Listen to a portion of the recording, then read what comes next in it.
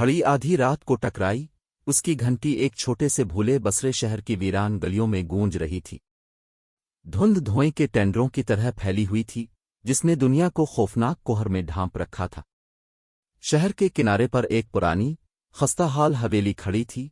इसका एक अजीम अलशान उगोड़ा अब चांदनी आसमान के खिलाफ एक खौफनाक सिलेवीट है।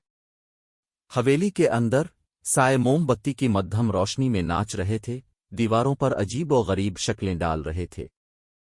फिजा तनज़्ज़ुल और गफलत की खुशबू से भारी थी।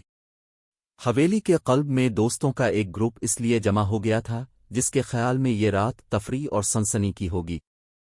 इनमें सारा भी थी, एक शक्की जिसने भूतों और भूतों के ख्याल का मजाक उड़ाया। लेकिन यहाँ तक कि वो इस बेचैन माहौल से इनकार नहीं कर सकती थी जो हवेली में फैली हुई थी।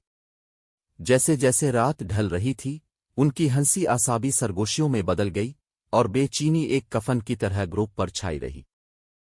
उन्होंने हवेली को तलाश करने का फैसला किया। उनके कदम खाली हालों में गूंज रहे थे।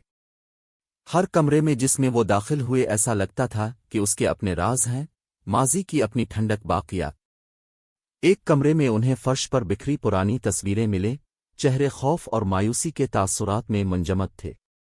दूसरे कमरे में वो फटे हुए चमड़े में जकड़े एक खौक आलूद पुरानी किताब से ठोकर खा गए।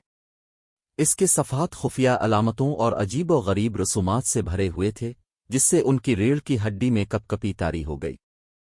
अंदर लिखे गए इंतबात को नज़रअंदाज करते हुए वो आगे बढ़े, तजस्सुस उनके खौफ पर गालिब आ गई। लेकिन जैसे ही वो हवेली की तारीक राहदारियों में गहराई तक गए, उन्हें जल्द ही एहसास हो गया कि वो अकेले नहीं हैं। साए से अजीब आवाज़ें गूंज रही थीं, सरगोशियां जो उनके गहरे खौफ से बरा रास्त बोल रही थीं। दरवाजे इनके पीछे बंद हो गए, उन्हें दहशत की भूलभुलैया में फंसाया।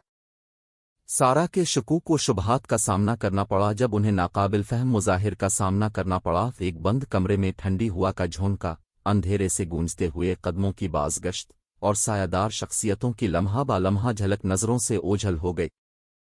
आखिरकार वो हवेली की गहराइयों में नीचे जाने वाली एक छपी हुई सीढ़ी से ठोकर खा गए। कांपते हाथों से वो अंधेरे में उतरे, उनके दिल खौफ से धड़क रहे थे। सीओ अरीज चैम्बर में पाया।